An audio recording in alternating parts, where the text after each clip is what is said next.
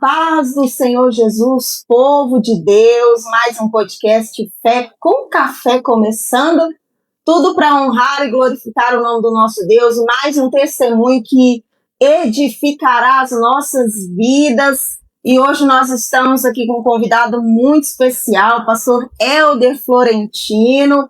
E para começar o nosso podcast de hoje, nós leremos aqui na palavra do Senhor algo que Deus nos direcionou, que está no livro dos Salmos, e é o Salmo 23, que diz o seguinte: o Senhor é o meu pastor e nada me faltará. Deitar-me faz em verdes pastos, guia-me mansamente pelas águas tranquilas, refrigera minha alma, guia-me pelas veredas da justiça por amor do seu nome. Ainda que eu andasse pelo vale da sombra da morte, não temeria mal algum, porque tu estás comigo. A tua vara e o teu cajado me consolam. Prepara-me uma mesa perante mim, na presença dos meus inimigos. Unge a minha cabeça com óleo, o meu cálice transborda. Certamente que a bondade e a misericórdia me seguirão todos os dias da minha vida, e habitarei na casa do Senhor por longos dias. Amém? Que Deus possa abençoar a sua vida neste testemunho, edificar mais uma vez, como todos aqueles que têm passado por aqui. E eu quero já de antemão te pedir para que você siga, compartilhe, deixe seu like, para que o YouTube entregue esse conteúdo cada vez para mais pessoas. E também quero agradecer com muito carinho, com muito amor, os nossos apoiadores, que é a Top Pop Sorveteria, aqui da região de Anicuns, uma bênção. Então, você que estiver passando aqui pela região de Anicuns, entre em contato com a Top Pop Sorveteria, dá uma passadinha lá, tem picolé, sorvete maravilhoso aqui na região de Anicuns. Também a nossa querida Neuraci Santos, que é uma confeiteira de mão cheia aí, que faz bolo, doces para os seus eventos. Então, se precisar também, entre em contato com a Neuraci Santos, tem o QR Code deles aqui, é só apontar a câmera do seu celular que já vai direto para o contato dos nossos apoiadores. E agora também um dos nossos apoiadores, Essencial Verduras Express, que é um presente do Senhor na nossa vida, e também é apoiador aqui do Fé com Café Podcast. E vamos lá falar um pouquinho com o nosso pastor querido, pastor Helder Florentino, que congrega conosco ali na igreja sede de Anicuns, pastoreada, presidida pelo nosso querido pastor Edmar Júcia, nossa pastora Lídia, no qual nós temos muito carinho, que nos acolheu muito bem. Pastor Helder, a paz do Senhor, seja muito bem-vindo. Amém, obrigado. A paz do Senhor, irmã Sônia, a paz do Senhor, a todos aqueles que engajaram nesse projeto Fé com Café. E eu sinto-me honrado de estar aqui hoje para somar junto com vocês nesse projeto tão maravilhoso que é compartilhar algo que Deus fez na vida de cada um. Amém. Pastor, tem sido bênção, graças a Deus. Hoje nós estamos aí no 8º episódio e Deus tem usado, né, as pessoas que Ele tem direcionado para vir até aqui e tem alcançado muitas vidas, né? Graças a Deus, juntando aí todas as nossas redes sociais, pastor, já tem mais de 50 mil visualizações, né? Então, tanto nos trechos, né, quanto nos episódios completos, e a gente fica muito feliz por estar fazendo a obra do Senhor, porque aqui é tudo para glorificar o nome de Deus, né? Aqui o Espírito Santo tem liberdade, aqui o lugar é dele e o podcast é para ele. Então, eu quero começar fazendo aquela pergunta básica, né, pastor, que a gente pergunta para todo mundo. Primeiro eu quero dizer que é uma satisfação para nós tê-lo aqui conosco. Quando a gente convidou o pastor Helder lá na nossa igreja, ele prontamente se aceitou, né, a estar aqui conosco hoje, testemunhando, e eu acredito que ele tenha muitos testemunhos para contar, mas ele escolheu um ou dois para contar para nós aqui hoje, e ele vai discorrer de acordo aqui com a nossa entrevista, mas é muito bom ter o senhor aqui, viu? É uma honra para nós. E eu quero perguntar para o senhor, em primeira mão, para a gente conhecer um pouquinho aqui do pastor Helder também, se o senhor já nasceu num lar cristão, se o senhor converteu-se depois aos caminhos do Senhor, como é que foi esse processo, né? Na infância, se os pais do senhor já eram cristãos, como é que era? Uma família estruturada em Cristo ou não? Eu, por exemplo, nasci numa família que não, a priori não era, né, cristã, sempre acreditou, né, em Cristo, mas era da igreja católica, e aí depois que a gente começou a ir para a igreja cristã, e graças a Deus eu conheci lá. Como é que foi o processo do senhor, pastor Helder? Bom, gente, o novo nascimento, o encontro com Cristo, o meu ele se deu assim quando era jovem. Eu vim de um lar onde a violência doméstica ela fazia parte Meu Deus. da situação toda, sabe? Nossa. Nossa vida, a nossa infância, eu mais o meu irmão, porque nós somos dois irmãos, e ele foi o primeiro que veio a Cristo, depois foi mim, mas a gente estava adulto. E a gente passou um processo na nossa vida muito triste desde a nossa infância. Nós tivemos uma infância muito complicada, complexa. Acho que grande parte das pessoas já passaram por isso, que eu vou relatar aqui, Sim. onde o alcoolismo ele fazia parte do convívio da família, Nossa. onde não mencionava Deus dentro do nosso lar. Não tinha isso. Em casa era um lar atípico, muito atípico, totalmente diferenciado, alheio às coisas de Deus em tudo. Meu tudo. Deus. Então houve um milagre muito grande na nossa vida só de a gente aproximar do Senhor Jesus. Verdade. A gente sofreu muito devido ao alcoolismo do meu pai. A minha mãe sofreu horrores devido à violência doméstica, porque onde tem alcoolismo tem violência doméstica, isso faz parte. É verdade. E a gente não cresceu nos caminhos do Senhor. A gente cresceu bem longe do Senhor. O senhor é daqui? Não, eu sou de Goiânia. Eu morava ali na Vila São José, perto do rodoviário. Sei onde é.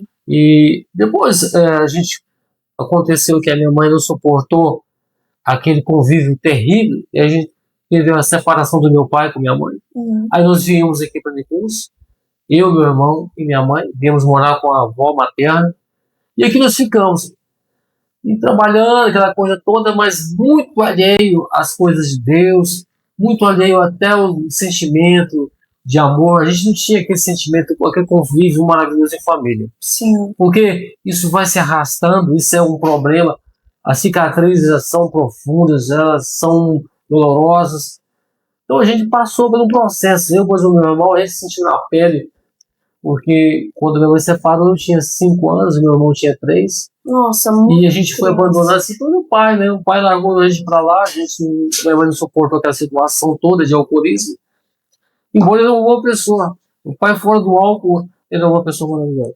Só que devido à embriaguez, a situação complicada, minha mãe sofreu demais. Minha mãe é uma pessoa que chora na alma, né? Eu imagino. Imagina só, a minha mãe ela foi abusada, violentada, humilhada, toda espécie de coisa que uma mulher sofre na companhia de um alcoólatra. Meu Deus. Então, esse é o jeito que eles nascem. Pastor, e aí vocês vieram para cá nessa idade, de 5 e 3 anos? 5 e 3 anos, um bodeguinho bem pequeno, a gente sempre foi pobrezinho, nunca teve meios materiais, essa nunca foi a nossa vida. Então, essa situação toda, parece que gera uma falta de fé. Quem está vivendo uma situação como essa, não busca as coisas do Senhor. E quando aconteceu que a gente foi crescendo, aí o meu irmão se aproximou de Cristo, ele foi o primeiro que foi para o Evangelho, ele é crente até hoje, ele é mais novo que eu. Ele aceitou Jesus, ele era 16 para 17 anos. Glória a Deus. E ele foi para a igreja, e ele foi orar por nós. Lá em casa ninguém era crente, só eu e meu irmão. O meu irmão foi crente, músico da igreja. Ele foi um rapaz assim que sempre se desenvolveu o talento dele, uma pessoa maravilhosa. E minha mãe não ia para a igreja, não interessava por igreja. Sim. Não era o foco da minha mãe. Mas o devido sofrimento foi demais. As dores, foi. Né? A minha mãe, ela aceitou Jesus, eu já tinha minha filha. Imagina só, nós fomos 4 irmãos. Minha mãe perdeu 2 filhos Um Nossa. faleceu num dia, outro faleceu no outro dia. Meu Deus. E isso gerou muita amargura, muita dor, coisa de alto nível de sofrimento. Um sangramento Que na isso? alma, né? Imagine bem. Eu sei, quando eu vejo a minha mãe viva até hoje, está Graças bem de a saúde, eu vejo que ela carrega no rosto dela aquela foto. Eu não sorri igual uma pessoa normal. Porque o sofrimento fez isso, sabe? O sofrimento tira um pouco dessa coisa de a gente sorrir fácil. Verdade. E quando a coisa aconteceu, meu irmão foi para Cristo, e eu fui viver aquele curso. Eu fui para Brasília, trabalhei em Brasília. Quando eu voltei para Goiânia, foi aí que houve um novo nascimento na minha vida. Eu encontrei Cristo. Interessante que não foi eu que aceitei ele, foi ele que me aceitou. Sim. E diante daquela situação, eu carregava uma coisa no meu coração: mágoa do meu pai. Nossa, pastor. Você imagina só, eu vi violência doméstica, eu vi meu pai querendo matar minha mãe, agredir minha mãe, e eu cresci com ódio. Eu falava no meu pai, eu sentia ódio, eu não sentia amor. Não sentia amor. Então, para as coisas espirituais acontecerem na minha vida, ela deu trabalho, foi terrível, sabe? E eu vim para Goiânia e eu precisei de ficar onde? Na casa do meu pai. Nossa. E eu não era crente. Mas depois eu entendi. Como é que eu ia servir ao Senhor? Sem perdoar. Eu tinha que passar por um processo. Verdade. Um processo de... Para você começar uma caminhada, você vai ter que sarar seu coração.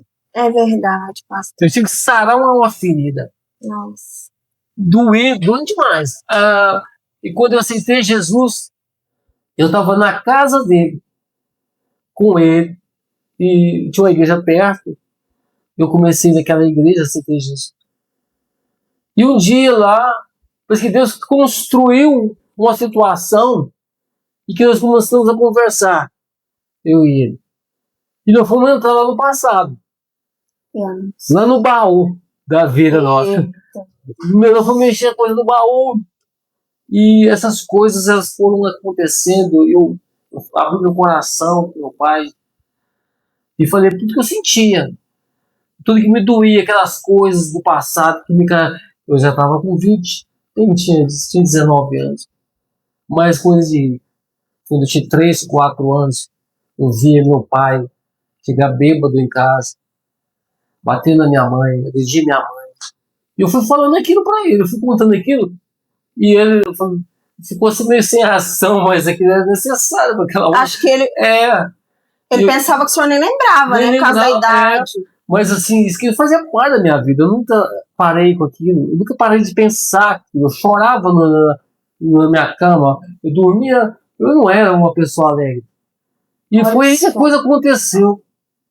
Eu falei assim, pai, eu falei uma coisa para você. Hoje eu preciso pedir uma coisa para você vai me perdoar pelo ódio que eu sinto, a raiva que eu sinto, o ressentimento que eu sinto. E aí Deus estava me sarando e me curando com ele, olhando na cara dele, conversando com ele. Igual a gente estava conversando assim, igual eu e vocês conversando. E foi aí que as coisas foram encaixando. Tanto é que você tem que ter uma vida alinhada com Deus. Então, como é que você vai alinhar essa vida com Deus? Você tem que carregar rancor, ódio do passado do seu pai. Aí você tem que resolver aquela situação para depois caminhar. Isso não faz sentido, pastor. Foi aí eu peguei, liberei um perdão pro meu pai. Pela tanta violência doméstica que a gente vive na casa. Eu vi minha mãe apanhar, eu vi minha mãe um dia quase eu queria bater na mão de martelo. Meu Deus. Horrível, coisa horrível. Isso para uma criança é traumático. E isso trouxe muita coisa pesada. E aí, quando eu fui pro Evangelho, a primeira coisa que Deus fez foi libera o perdão do seu pai. Não tinha como eu ser crente e servir o Senhor com aquilo tudo pesando sobre a minha vida. Então, resolve a situação para começar a caminhar. A primeira obra que Deus fez na minha vida foi liberar o perdão do meu pai. É verdade. Eu imagino só, todo mundo vê o pai como um ídolo, um herói. Eu não. Eu vejo meu pai como Eu sei que eu devia me afastar dele. Eu não tinha orgulho. Eu não queria parecer. E o pior momento da minha vida é quando alguém falava pra mim, você parece seu pai. Aí você acabava o meu dia. Se você parece seu pai, eu pareço meu pai, acabou. Ali, Porque aí vinha a memória, né? Tudo aquilo. eu queria parecer com todo mundo. Menos com meu pai. Olha só. E aí todo mundo fala, isso é cara do seu pai. Não é possível. Parece meu pai. Eu não gostava dessa história. Mas aí foi resolvendo essa situação. Eu vim para a igreja e Deus fez uma obra na minha vida de transformação. Foi doído demais, mas começou as coisas a trabalhar. E minha mãe não aceitava Jesus. Minha mãe não se interessava pela obra de Deus. Era só eu e meu irmão. Só nós dois.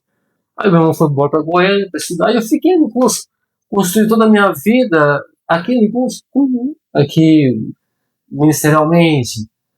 Eu também casei aqui. Todas as coisas que aconteceu dentro do contexto espiritual, primeiro foi Deus me libertando do passado, entrando num caminho, resolvendo coisas do passado, as amarguras, o ódio, a raiva, o rancor, e eu vim conhecer o amor.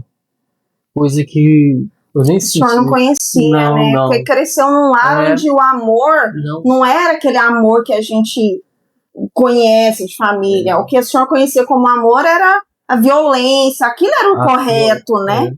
E o interessante, irmã, que era o histórico da família do meu pai. Mesmo? Os irmãos dele, todos eles passaram por esse processo. Nossa. Porque eles eram alcoólatras.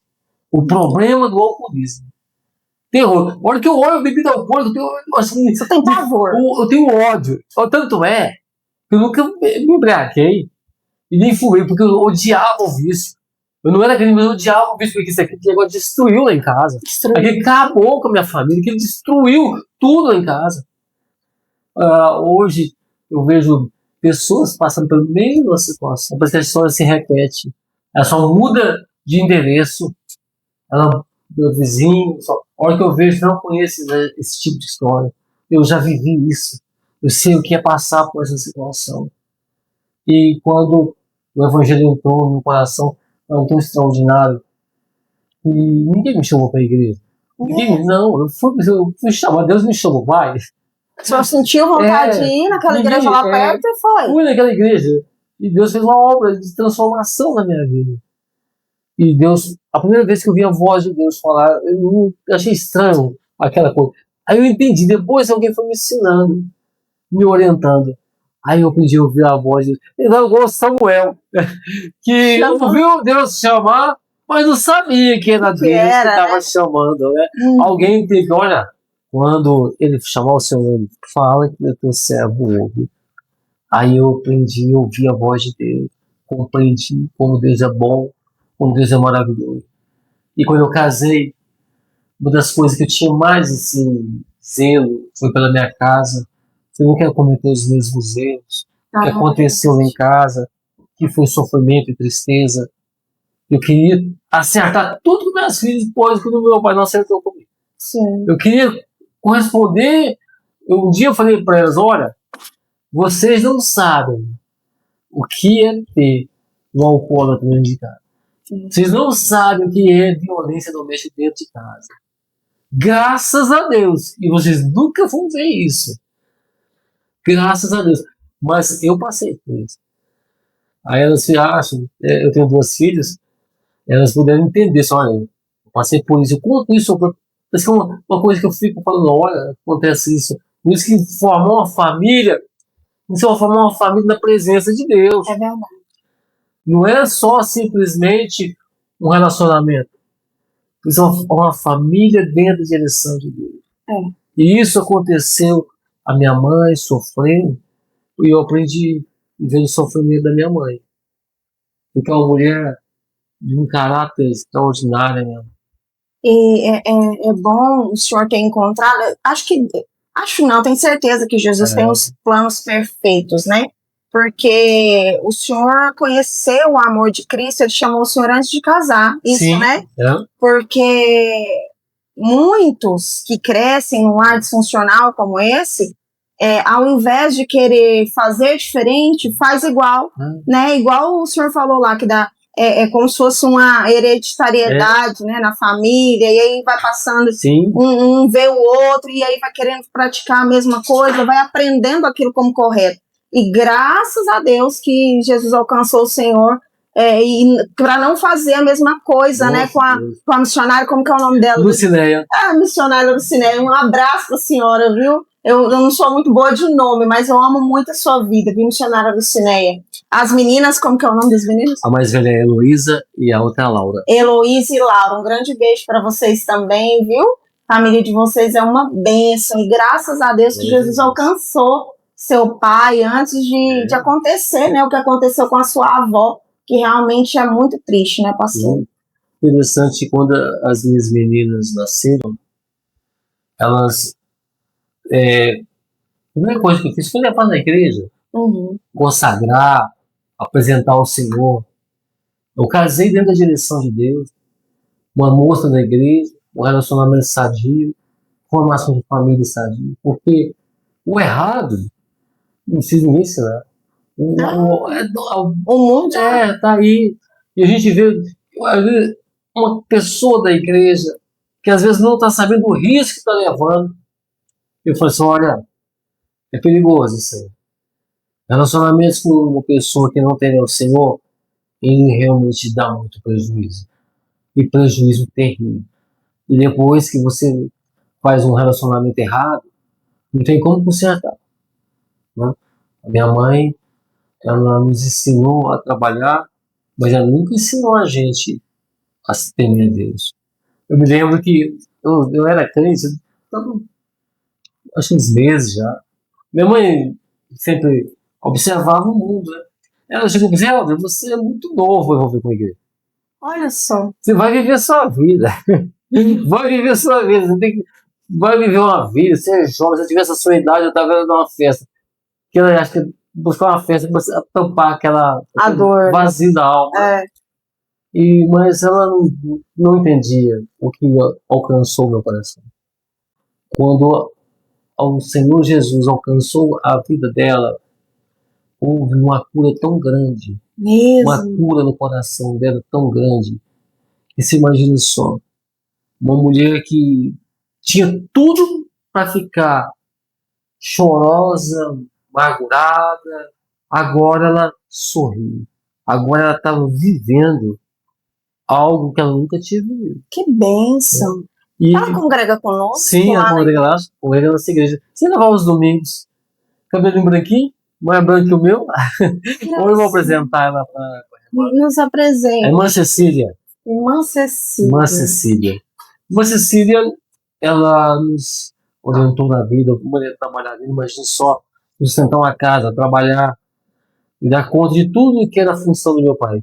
Porque quando ela teve uma relação com meu pai, ele não deu absolutamente nada. Meu pai nunca comprou uma camisa, nunca comprou um sapato, nunca comprou um caderno, nunca comprou um lápis. Nunca investiu em nada, né? Em nada. Cumpriu a obrigação de pai. Então, aí pensou sobre os ombros da dona Cecília. Aí ela honrou, botou trabalho, e a gente ficava em casa, né, com a minha avó, e ela trabalhando. Ela foi enfermeira aqui no curso por muitos anos, hoje ela é enfermeira aposentada. E ela nos passou, olha, meu filho, o que eu posso ensinar a você, seja honesto, não tenha nada do que se envergonhar, não traga vergonha para essa casa, seja íntegro, verdadeiro. Ela diz que 4 lugares que um homem nunca poderia errar. Ele diz, pô, mãe, mesa de bar, mesa de sinuca, mesa de jogo e campo de futebol. Esses 4 lugares, ela não me deixa ver nesse lugar. Ela não era crente, ela diz, Helder, pelo amor de Deus, esses 4 lugares, homem não bera. Homem certo não anda nesse lugar. Ela já tinha, porque eles tocaram no bar. Meu pai era botequeiro. Ixi, então os dois ela eram de ficou boteco. traumatizada. De boteco, né? Fui criado em boteco. Olha Eu isso. fui educado em cima de uma mesa de boteco. Desde criancinha na mesa de boteco. Aí quando a gente desligou ali, ela, você não Nunca faz. mais. Não, esses 4 gastos não é não. Mesa de boteco, mesa de jogo, de sinuca, É campo de perigoso. futebol, isso aí não pode ser. E Deus fez uma grande obra na minha vida. Veja só, você viu por que esse contexto? Gente machucada, sendo sarada, curada. Minha mãe machucada demais. O meu irmão sentiu mesmo porque ele era menor que eu. Ele é diferente de idade há 2 anos. Ele não lembra muito do sofrimento. Eu não, eu guardo tudo. Tá na cabeça, sabe? O Mas inconsciente guarda. está lá, aquilo volta. Subconsciente. Não sai ideia. Ué, que vale? Porque uma criança vê quando ele tem 4, 5 anos, ele vai carregar o resto da vida dele. Ele não esquece de tudo lá. É o período da formação do caráter, né? Então sim. ele lembra mesmo. O consciente, ele guarda tudo, na verdade. Eu presenciei grandes milagres na nossa vida. Milagre de transformação. Milagre de ver uma menina, a minha menina mais velha. Ela é um milagre de Deus. Por isso que eu faço assim, Senhor, como é que eu vou deixar meu Deus? Como é que eu vou abandonar meu Deus? Ele fez tudo para mim. Eu não tenho nada. Eu não tenho ouro, não tenho prata. Mas o que eu Meu tenho. Deus, é o Senhor Jesus na minha vida. É Deus na minha vida. Se veja bem, minha esposa estava grávida e estava tudo certo ali fazendo pré-natal, estava indo bem. E foi chegando no final do ano, o médico falou assim, olha, vai ganhar um bebê depois do dia 20 de janeiro e tal. Quando chegou naquele dia, eu disse, não, nós estamos adiantados, nós vamos ter que passar essa gestação, aliás, esse parto, no início de fevereiro. E pelas contas da minha esposa, estava Normal. já estava fechando. Dia 21 de janeiro, estava pronto para o bebê. Essa foi a gestação da Heloísa, Heloísa. a mais velha. Aí o que aconteceu?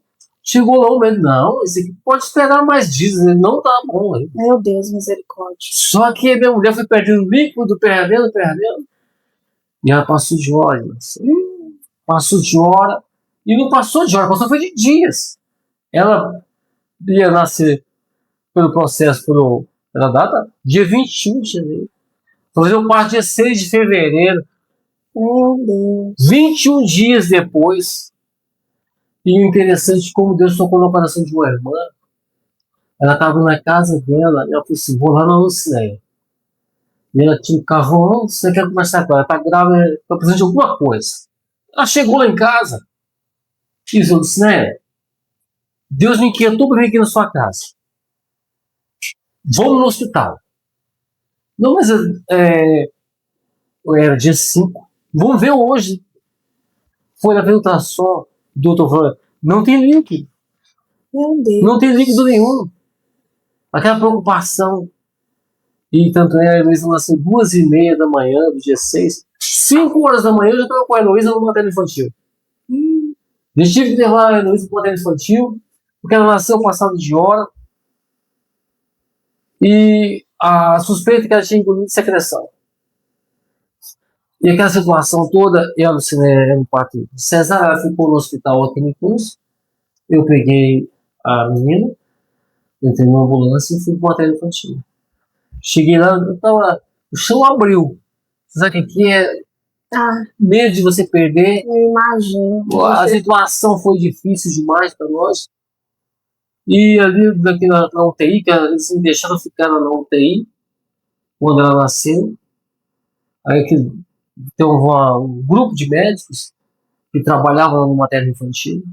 Ele fez vários anos, vários. O que aconteceu? Eu sou doutor, ela passou de hora. Nós viemos para cá que o médico que fez o parto já pediu para trazer para cá. E ele fez todos os exames. Eu disse, meu Deus, se essa noite bem engoliu secreção. Um milagre aconteceu. Ela não engoliu secreção. Olha que bênção. Não engoliu.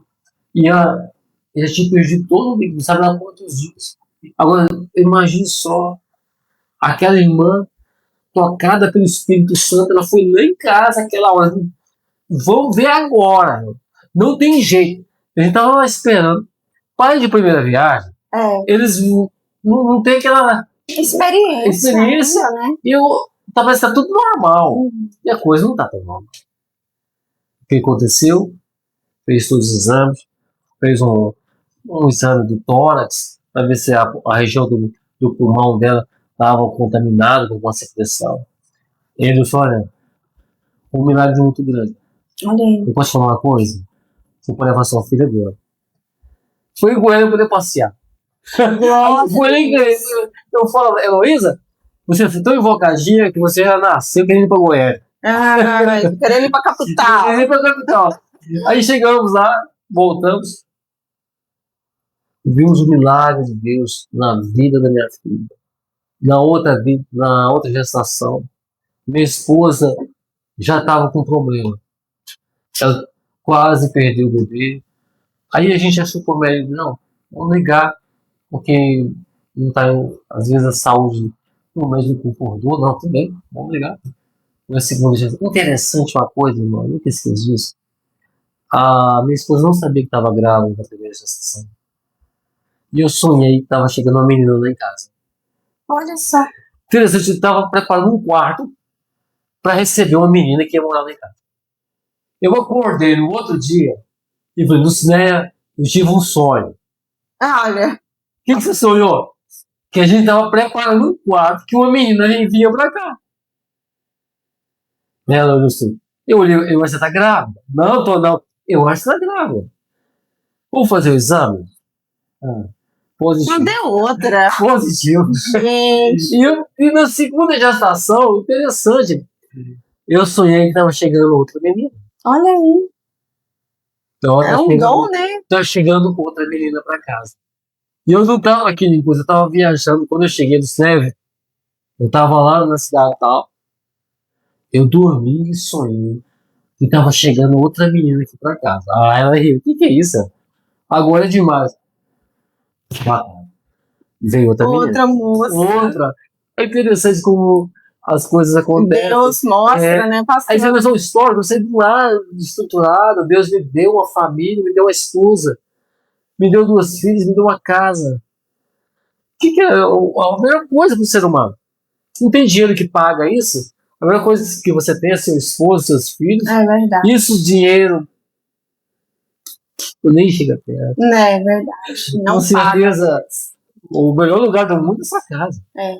Você pode estar viajando, eu vim para minha casa, estou feliz, eu estou em casa. Você pode estar saindo num grande hotel, não, mas eu quero ir para minha casa. Melhor que viajar é voltar para casa, né? Mas você gosta de viajar, é interessante.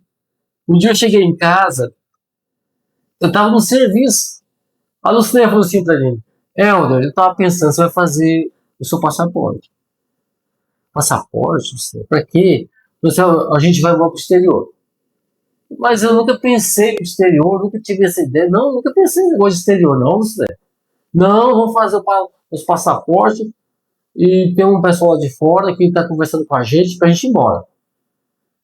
Na hora eu relutei. E eu falei assim, então vou lá.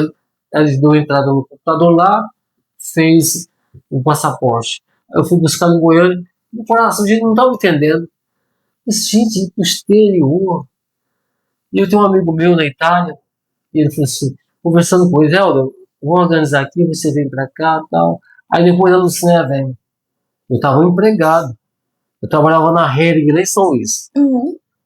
Todo dia eu ia para São Luís trabalhar. E quando eu precisei pedir as contas no emprego e ir embora para a Itália para trabalhar lá. Pedi as contas e fui embora para a Itália.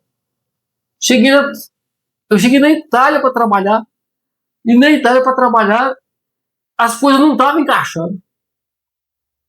Aí nós rodando para o nosso serviço, eu não tinha toda a documentação necessária e as coisas foram desenrolando. Eu disse, olha, enquanto aqui não estiver dando certo, eu vou lá na Espanha, trabalho uns dias lá com os sobrinhos da minha esposa e depois eu volto para cá e me organizo. Mas tudo isso, irmãos, é porque Deus queria me levar lá para uma coisa só. Depois que eu entendi onde Deus me colocou, que situação que Ele criou para me levar até lá. Quando eu cheguei na Espanha, o sobrinho da minha esposa estava me esperando no aeroporto. E havia junto com ele um pastor. E aí ele me recebeu muito bem. E esse pastor é empresário, mexia com reforma de navio, e ele é brasileiro. E eu dirigi uma igreja lá. Eu chegando lá, conheci ele, né? Não, uma coisa tão singela, tão maravilhosa, me recebeu tão bem. E logo me fez a proposta para trabalhar com ele. E eu comecei a trabalhar com ele ali. E outros serviços que apareciam. E depois eu entendi o que Deus tinha me levado naquele lugar. Havia uma situação muito complicada dentro daquela igreja. Que envolvia aquele pastor. Envolvia aquele homem ali. E nos dias que eu passei lá, eu conversava muito com ele, explicando alguma coisa, falando das coisas disso. Eu não sabia o que estava construindo ali por trás. Mas Deus sabia de tudo. Porque ele precisou de alguém de fora chegar para conversar com ele, porque ele não ouvia ninguém de lá de perto. Meu Deus, Deus precisou enviar. É uma pessoa de fora que não conhece ele, não sabe quem é ele, para onde que vai. Eu estava naquela situação. E eu conversando, ele foi abrindo o coração, ele foi contando as coisas. E depois, Senhor, entendi. O que eu vou fazer com isso, velho? Porque não que assim, o meu coração estava fechado para morar ali. Mas quando eu entendi que Deus tinha, vá para lá e falou. Passei falando, conversando. Por incrível que pareça, tudo que eu falei com ele, tudo que eu orientei ele, nada disso valeu. Hoje encontra-se desviado, Meu Deus, afastado da igreja, não deu ouvido, mas Deus é interessante que ele dá meio essa pessoa sair fora da situação. A pessoa quebra a cara porque ele quer. Ele quer. Ele persiste. Mas Deus vai lá e fala assim, olha, eu vou te livrar disso aqui. Vou te criar várias formas.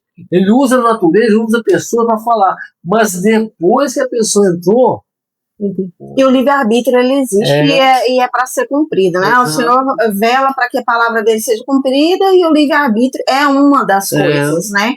Então, as nossas escolhas é que trazem as consequências, né? E ali Deus estava dando oportunidade para ele melhorar, para ele mudar de vida de fato, e ele não quis. E aí Deus não vai interferir, né, pastor? Infelizmente, a gente vê isso dia após dia. Deus, ele é maravilhoso, ele é Pai. Ele não quer que nenhum dos filhos dele se perca. Mas que todos venham ao conhecimento da verdade, que todos venham conhecer a Cristo. E quando vê, a pessoa está saindo fora. Eu estava lá, eu vi Deus fazendo as coisas na igreja, lá dentro desse lugar, que eu fiquei impressionado. O tanto de gente fora da direção de Deus, rodada no mundo, e falando o nome de Deus, e pregando o nome de Deus. E totalmente fora da direção. É estranho. Eu só falo no nome de Deus, prego no nome de Deus e fora da direção.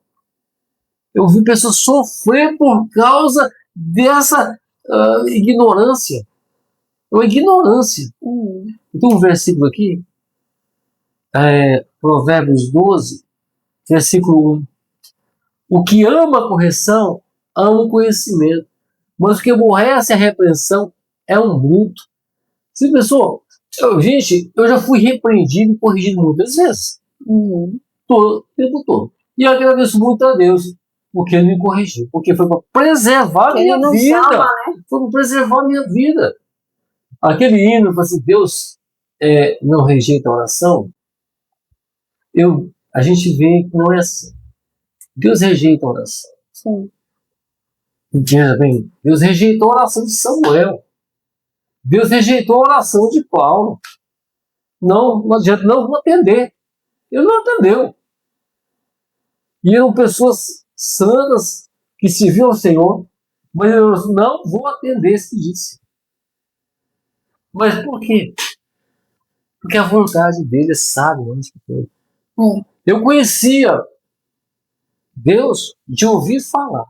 Agora eu conheço Deus porque eu estou envolvido com Ele. Glória a Deus. Aqui tem um livro que trata da história, mas a gente tem que ter uma história particular com Ele.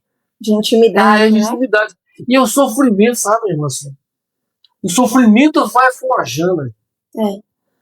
Vai forjando, é o sofrimento, as angústias, tudo isso vai construindo meio contragosto nosso. E a gente fala, mas a gente vai mudando. Eu vi tanto que eu mudei esses pensamentos, foi uma transformação, né? É um processo. Uns falam deserto, uns não. É um processo que Deus usa para a gente chegar no ponto. Olha, esse processo aqui é doloroso. O processo tem choro, não é fácil, vai ter escassez, não vai ter abastança, mas não vai faltar. Sim. Não vai sobrar. Vai faltar, não vai. Em todas as situações, eu vi Deus cuidando. Eu já fui tantas vezes mal interpretado. E por falta de compreensão de pessoas, a igreja ela é feita de pessoas. Se ela fosse feita de anjos, estava mais fácil. Ela é feita de pessoas. E nós somos falhos, né, pouco? A igreja tem esse problema. Eu vi uma mulher, ela não tem muita sabedoria, aliás, fala mal da igreja, e ela prega. Ela prega contra a igreja. Você pode servir sem servir a igreja. Meu Deus. Mas por quê? Porque ela se frustrou. Ela decepcionou com pessoas na igreja. E você não pode deixar uma decepção que você teve com uma pessoa da igreja te afastar de Cristo. Né? Você está servindo o Senhor. Você está servindo a Deus. As pessoas são falhas. Vai doer? Vai. Mas tem que perseverar. Você vai perseverar. Eu aprendi uma coisa bem cedo como crente. A orar. Esse é o grande dilema da igreja. Vá orar. Gaste tempo na oração. Não fique perdendo tempo com outras coisas. A oração, a leitura bíblica é fundamental. Você vai estar bem estruturado. Então, eu fui bem estruturado porque não me faltou pessoas para me orientar. Deus preparou pessoas, pastores, líderes, para me ajudar. Porque eu fui com desejo. Eu não vim porque pessoas que vão para a igreja por uma coisa ou outra, uma situação. Agora a mim não. Eu fui porque eu desejei o Senhor.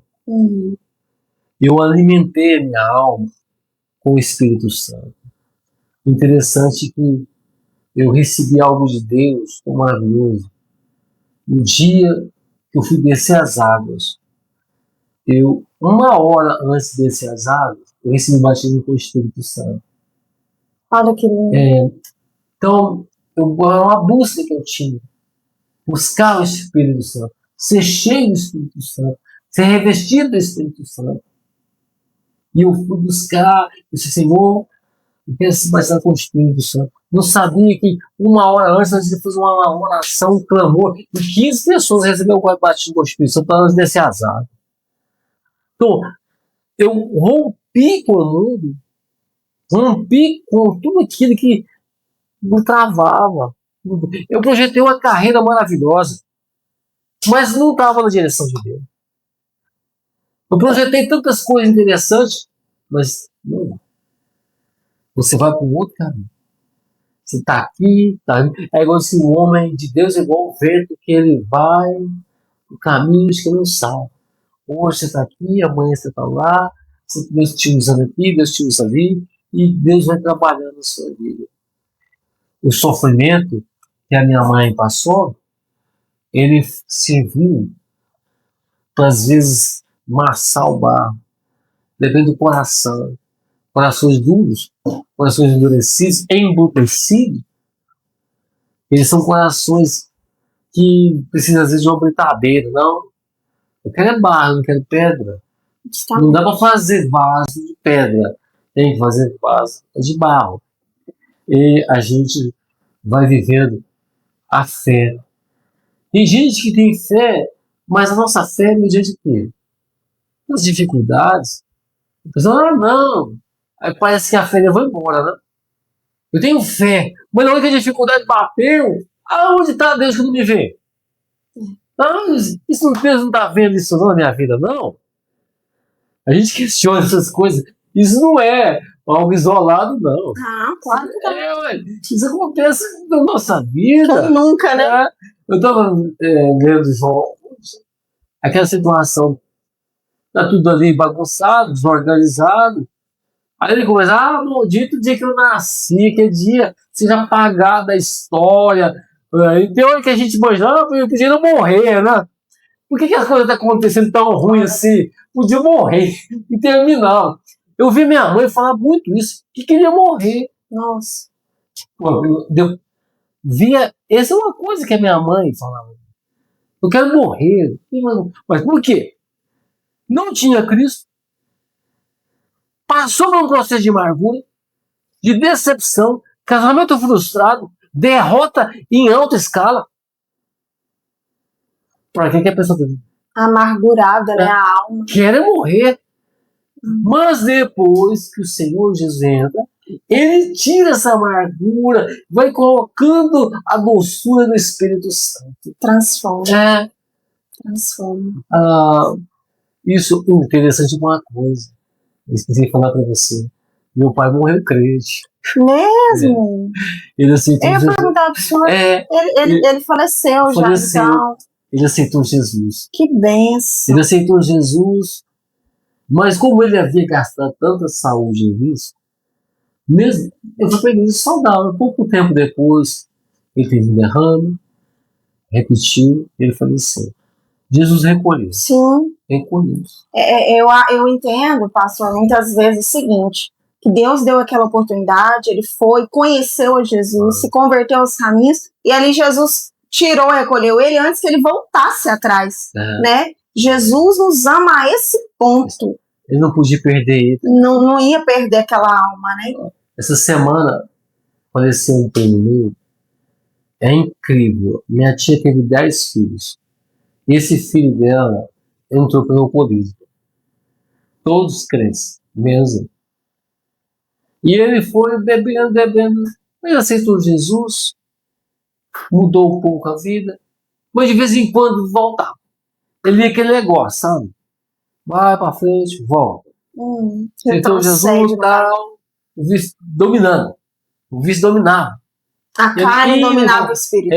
Indo e voltando naquela situação. E foi anos.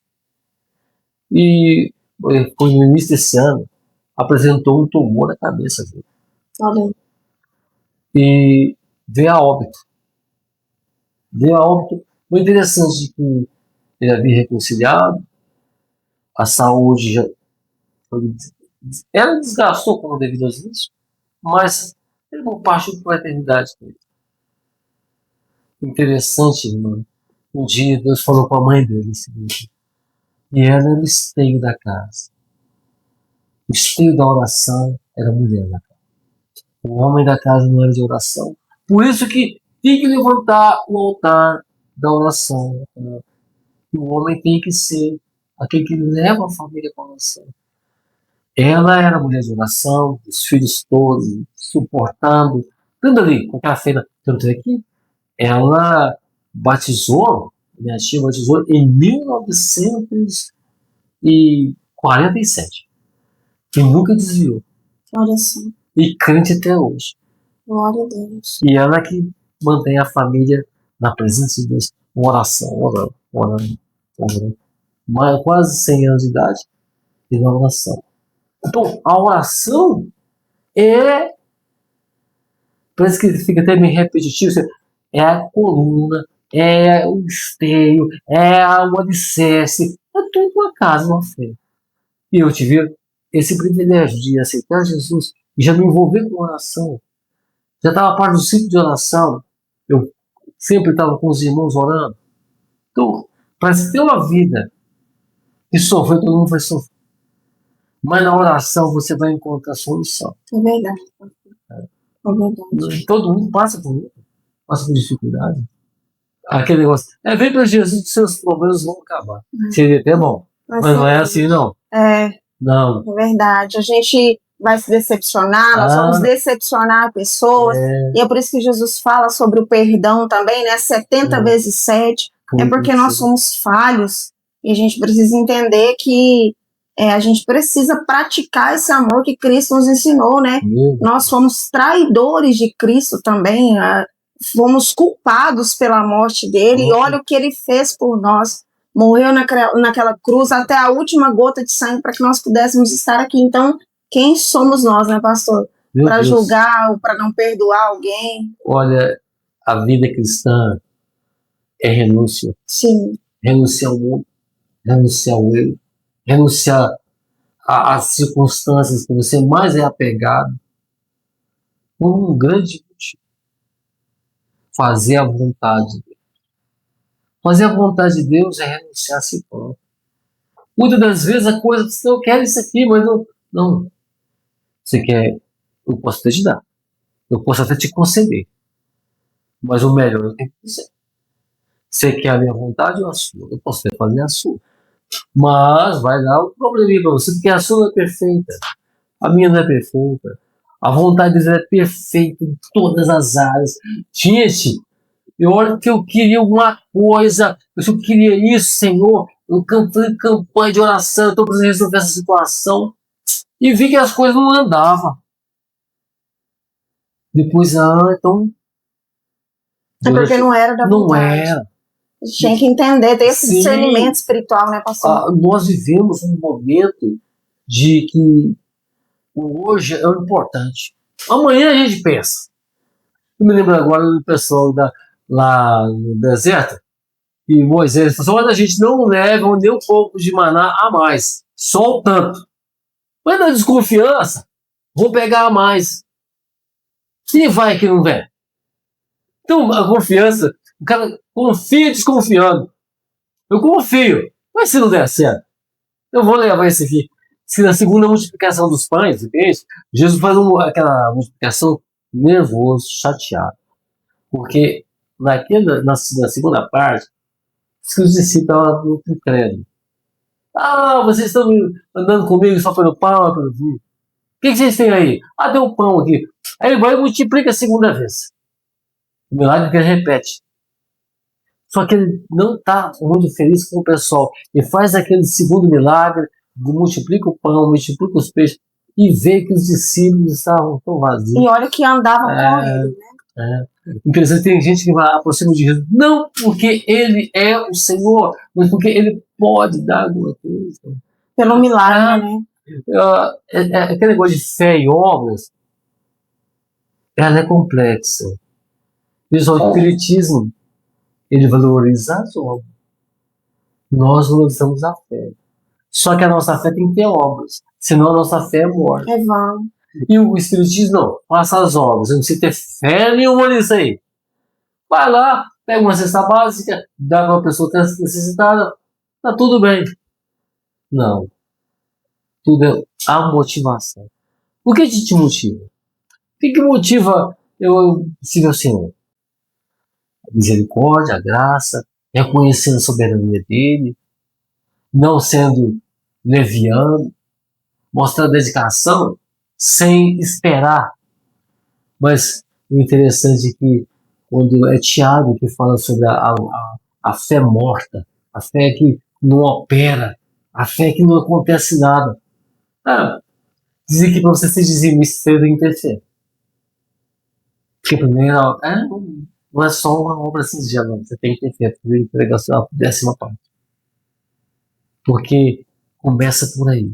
A 10ª parte, ela só é a semente para você jogar na terra para amanhã ter o que recolher. Eu fico impressionado com esse negócio. Aí você vai e come 100%. Agora pega a semente e joga. Não, comeu uma semente também. Você comeu a semente? Mas você joga na terra. A semente que você tem que sobrar, você plantar. E para continuar tendo. Ele não comeu 100%. Teve um irmão uma vez trouxe uma ilustração aqui na igreja. Ele pegou um prato, colocou uvas e distribuiu assim para as crianças, né? As crianças. Algumas crianças já pegou a uva e comeu. Aí depois ele disse assim, agora coloca a semente. Não tinha engolido a semente.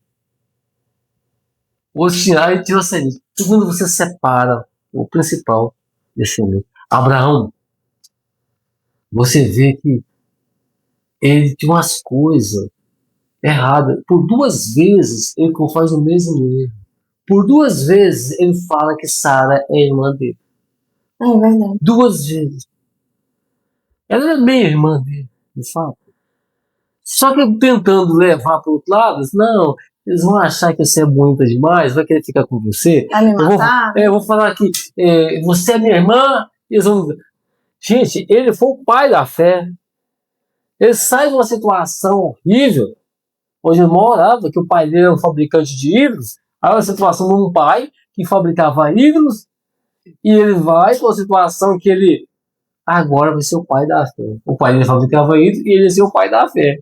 Eu vou à adoração a Deus. Mas de repente ele está adorando a Deus e está deixando as coisinhas pegar. Nossa, olha que eu... Pastor Helder, nós já ouvimos aqui, né, gente, tantos testemunhos, a própria conversão do senhor, né, o perdão do pai, o pai do senhor ter sido recolhido por Deus, convertido. Que bênção foi essa? A mãe do senhor, né, que aceitou, Jesus a aceitou, sim, né, assim como nos aceitou, e hoje ela serve o Senhor. Já são tantas coisas, bênçãos, né? O fato da Heloísa ter nascido depois, graças a Deus, com muita saúde, mesmo tendo passado vários dias aí da época do dia do nascimento. Sim. Mas o senhor tem um testemunho para trazer para nós, que é da filha menor, a Laura, né? A mais nova. Conta para nós, pastor, o que Deus fez na vida da Laura que marcou a vida de vocês, além de tantos outros testemunhos. Eu estava dirigindo a igreja em Chopin. E dirigir igreja não é fácil, mas eu digo sempre que todo obreiro tinha que fazer uma coisa na vida. Dirigir igreja pelo menos uma vez. Se você saber, todo mundo deveria pelo menos ficar 2 anos lá. Fica 2, 3 anos, depois a gente vai ter outra visão. A minha filha chegou à noite e chamou, eu estava no quarto dentro, disse, mamãe, vem cá. Eu quero fazer um negócio aqui. Ela tinha quantos anos? 12. 12? 12 anos. Era criança, criança. Estava desenvolvendo as mãos. Aí a Lucinéia foi lá, ela mostrou, mãe, tá parecendo esse caroço do lado da mão. Aí a Lucinéia foi. Ela foi me contar, né, Helder? A Laura apresentou um caroço do lado do peito. Eu fiquei assim, isso, né? O que está acontecendo? Mas, alguma coisa, algum bichinho que às vezes mordeu ali e tal, coçou e fez um calorzinho. Vamos ver amanhã. Aí no outro dia, fui lá, e estava grande, estava dolorido. Dolorido e grande. Nossa. E crescendo. E aí a situação. A gente chove.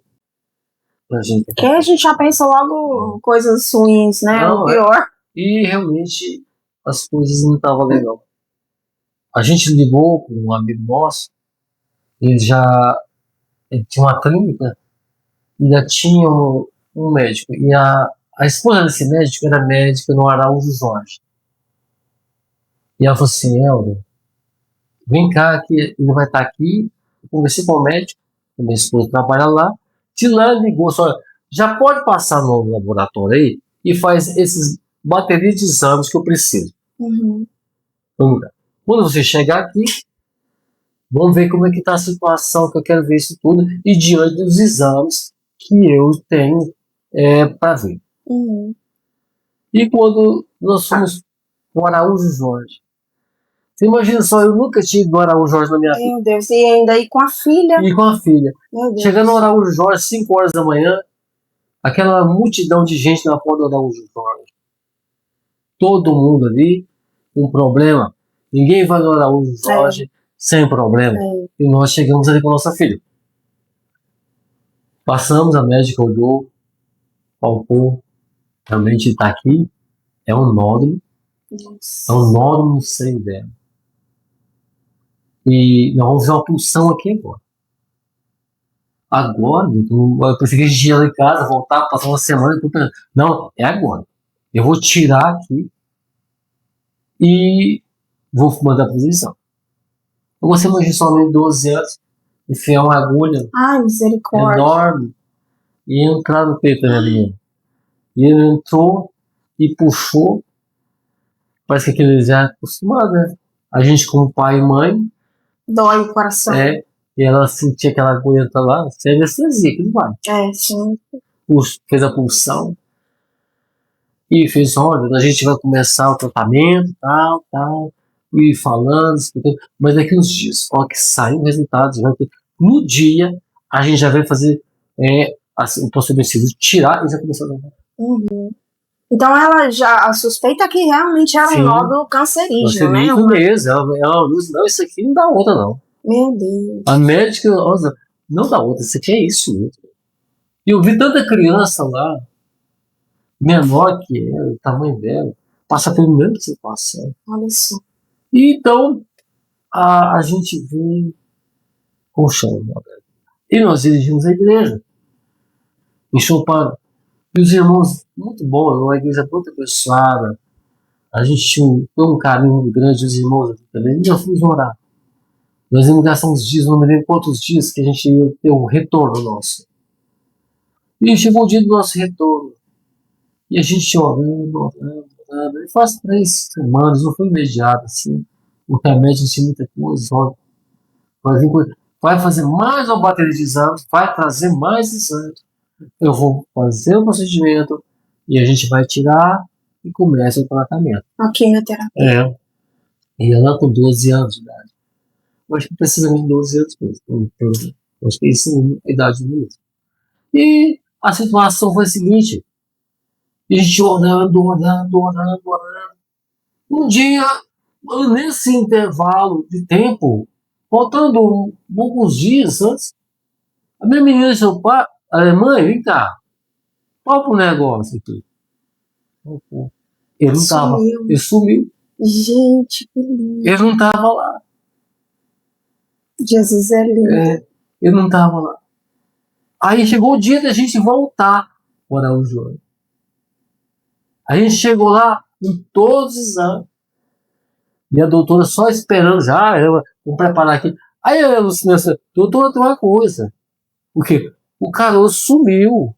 Não, ele não some, não. Não tem como. Ele está aí, ele está aí, é que ele está no outro lugar.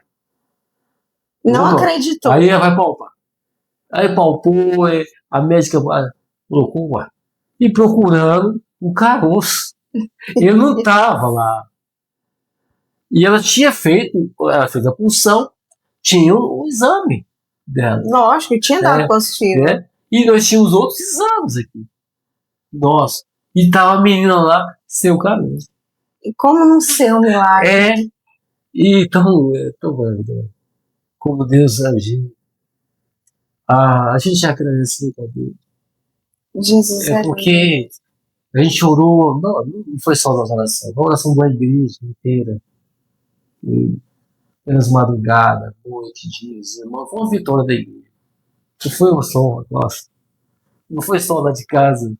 Então, a gente vê essa situação que Deus fez coisas na vida da minha. Mas uma coisa, o que a gente vem fazer aqui? Eu pensei, mas uma coisa a gente foi lá, porque Deus permitiu a gente ir para o Jorge. Para a gente ver situações muito horríveis. Um dia a gente chegou no Araújo Jorge e do nada, eram 5 horas da manhã, mês de maio, frio, esperando ver. Passou um pouco, chegou uns jovens de uma igreja lá, em uma caminhonete, e abriu a porta da caminhonete e foi tirando lanches. E aqueles jovens pegando violão e cantando e pregando para todo mundo ali. Que lindo. E fazendo uma obra no madrugada do Araújo Jorge. Eu disse, nossa. E aquilo foi impactante, porque Deus permitiu a gente ir lá. e ver isso acontecer ali. E ela viu aquilo acontecer.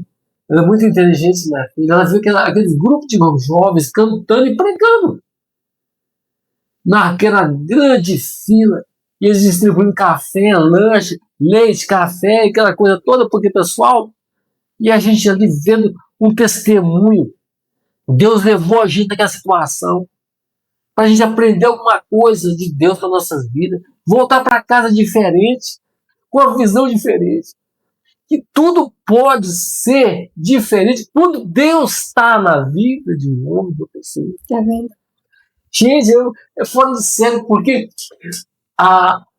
como Deus trabalhou na vida dela, isso formou nela, na minha filha, uma identidade. Olha, eu também passei por um processo de doença. Eu tinha 6 para 7 anos. Eu tive paralisia infantil. Nossa. Que grave. Grave. Minha perna direita, ela toda problema. Tive que fazer cirurgia na minha perna direita. Bom, ela é menor, assim, meu pé é menor. Ela não é igual à perna esquerda. Eu vi Deus operar na minha vida. Hoje eu ando assim com perfeição, ninguém nem sabe. Não, ninguém imagina. Ninguém vê diferença. Eu tô de calça, né? Às vezes ninguém vê diferença. Eu vi Deus operar na minha vida. Hoje eu ando com perfeição. E por incrível que pareça, eu tive que fazer infantil. Ainda fui pro quartel. Imagina. Me passaram no exame. Eu fui servir. E ainda fui servir. Pastor. Gente, eu falo isso, Laura. A experiência que Deus te levou, essa é uma experiência que Deus está te levando. Essa experiência que você viu que, olha o que você veio fazer aqui, minha filha. Você veio ver um grupo de jovens evangelizando na madrugada. Ele saiu de casa para aprender uma escola de Deus. Nós viemos aqui na escola de Deus, ver um pouco o que as coisas acontecem na vida. Então, ela pôde entender. E hoje a Laura está com quantos anos? 20.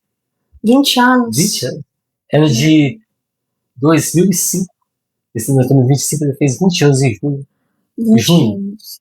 Então já tem 8 anos que Deus operou esse milagre. Sim, 8 anos. Nós estávamos morando em Chopara, quando nós estávamos dirigindo a igreja de Chopara. Laura, que coisa linda, viu? Que você possa cada dia mais ser abençoada pelo Senhor. Seu pai contando aqui, chorando, né? Porque não tem como, a gente, nós que somos pais e mães, principalmente quando se trata de filhos, a gente tem uma emoção muito grande em ver o que Jesus faz, a gente tem um testemunho muito lindo também na vida dos nossos filhos. Em breve nós iremos contar aqui. Mas, Laura, que Deus abençoe você. Você é uma menina linda, abençoada, e Jesus te ama, viu? Que cada dia você possa ser mais grata pelo que ele fez, pela nova chance que ele deu a ela, né? Sim. Porque isso foi uma chance que Jesus te deu, poderia ter te levado naquele momento, mas não. Ele não te levou porque ele tem um propósito lindo na sua vida, na vida da sua irmã Heloísa, na vida dos seus pais, e eu tenho certeza que esse propósito ainda se cumprirá, viu? Estou muito feliz de ouvir esse testemunho. Meu Deus, uma criança de 12 anos, não precisar nem fazer a quimioterapia, não precisou de nada. É interessante que a médica, esse negócio não desaparece assim. Ela pediu para fazer outros exames depois? Não, porque viu tudo, né? Não foi necessário, só que olha, eu quero acompanhar ela. Uhum. A gente vai fazer um acompanhamento semestral. Meu Deus. Aí a gente assim, já passou pelo processo, mas assim, durante os 3 primeiros anos, 4 anos, a gente foi. Levou direitinho, cada 6 meses. Sim. A gente tem um prontuário arrumadinho, os exames aí em casa, tudo organizado. Eu poderia trazer pra cá. É a prova do milagre. Eu tenho trazido os exames, né? Vou mostrar pra vocês como é que era, todos os prontuários. Ela fez uma ficha do Araújo para uma eventualidade acontecer alguma coisa, mas o Senhor Jesus Cristo livrou. Nossa, glória a Jesus. Glória a Deus. Nossa, pastor, que lindo. Que lindo. Tantos testemunhos hoje, contam vários, né? A gente tem muita coisa aqui que edificou a nossa vida, não só o testemunho da Laura, mas como um todo, né, na vida do Senhor. E eu sei que Deus ainda vai promover muitos outros testemunhos na sua vida, na vida da sua família, das suas Amém. filhas. Logo vem os netinhos. Também, né? Faz parte do projeto, né? Faz parte do projeto. Olha aí, meninas, ó. É o projeto de Deus. E, pastor, diante de tudo isso que o senhor nos contou, né, do testemunho da Laura, do testemunho desse lar disfuncional, né, eu sei que o senhor vai ter outras oportunidades para vir contar outros aqui, mas diante disso que nós conversamos aqui hoje, que foi uma bênção, eu gostaria que o senhor deixasse para os nossos espectadores do podcast, para nós também que estamos aqui ouvindo, né? Porque começa edificando a minha vida, Sim. a vida do Ayrton, a vida dos meus filhos.